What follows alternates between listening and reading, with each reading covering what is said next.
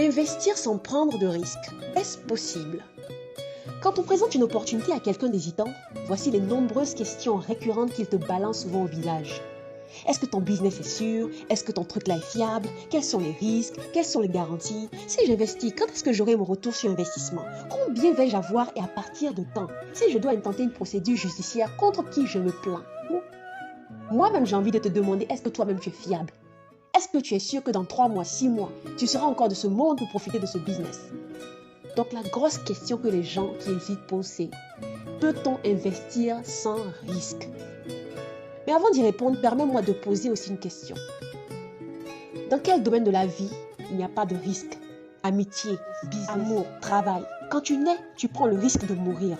Quand tu cuisines, tu prends le risque de te faire brûler par l'huile, le feu ou même de voir le gaz exploser. Quand tu dors, tu prends le risque de ne pas te réveiller. Quand tu te maries, tu prends le risque de divorcer. Quand tu fais confiance à un ami, tu prends le risque d'être trahi. Quand tu te fais embaucher, tu prends le risque d'être licencié. Quand tu traverses la route, tu prends le risque de te faire renverser. Quand tu ne traverses pas aussi... Aujourd'hui, j'ai été gravement touché par une statistique énoncée par le stratège de la Startup Academy en ce qui concerne la répartition des richesses dans le monde entier.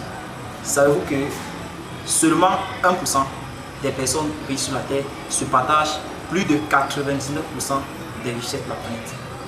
Eh bien, la différence entre les deux catégories de personnes s'établissait généralement au niveau du passer à l'action, le fait d'investir, d'acheter des actions, de se lancer en entrepreneuriat, de persévérer.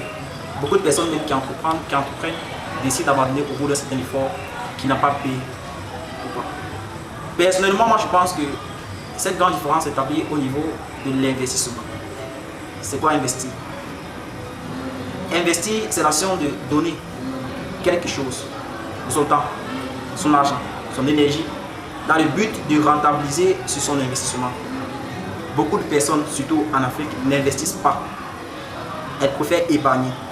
On épargne pour nos études, on épargne pour s'acheter une maison, on épargne pour avoir une voiture, on épargne pour notre mariage, on épargne même pour prévoir notre mort. C'est la principale raison qui fait en sorte que beaucoup d'Africains sont pauvres et continuent de s'appauvrir. Il faut investir. Boris Tagia de Tagistro a mis sur pied la première société africaine qui fait dans la fabrication et la vente des drogues. C'est un bon concept que j'ai posé avec fidélité et je vous invite tous à faire de même parce que l'investissement, c'est l'un des piliers, pas seulement un pilier, c'est l'un des grands piliers sur lesquels les riches se basent pour bâtir leur fortune. L'investissement, c'est notre richesse de demain. L'investissement nous assure un futur meilleur. Regarde un peu ta situation financière. Es-tu satisfait? Possèdes-tu des maisons? Possèdes-tu des terrains? As-tu déjà pris l'avion? Arrives-tu à payer ton loyer? À payer la scolarité de tes enfants? À rembourser tes créanciers, ceux qui t'appellent à longueur de journée que tu refuses de décrocher parce que tu leur dois? Arrives-tu à rendre ta famille heureuse? Et toi, salarié, es-tu content de ton boulot? Ton salaire te suffit-il? N'as-tu pas envie de devenir toi aussi un jour patron? Ou bien tu veux passer ta vie à travailler pour les autres? Quand tu regardes ta situation et ton futur, as-tu une autre option meilleure qui peut te sortir de là? Si oui, alors je ne pense pas que tu serais là à m'écouter. Mais si la réponse est non, alors tu sais ce qu'il te reste à faire. Contacte la personne qui t'a passé cette vidéo. Dis-lui un gros merci d'avoir pensé à toi. Attends, Mola, je te prends un autre exemple. Un grand exemple. Tu vois, ton argent que tu mets dans la banque chaque fin du mois là, les 100 000 que tu déposes en banque, tu sais qu'à la fin du mois, à la fin de l'année, tu auras un bâton. C'est ça. Et tu vas pouvoir enjoy. Ça ne reste pas dans cette petite microfinance là.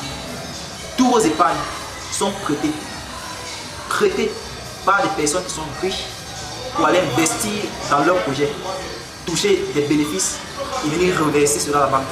Donc, ce qui veut dire que si on y réfléchit bien, je mets 100 000 à la banque pour un mois. Quelqu'un qui est riche mentalement, parce que la richesse est d'abord spirituelle et mentale, il va prendre ces 100 000 là, investir, monter un projet, il va toucher 250 000, il va venir reverser les 100 000 à la banque que je vais lui retirer à la fin du mois. Mais si nous tous, nous faisons donc pareil, on progressera beaucoup plus. Pourquoi ne pas investir et arrêter d'épargner?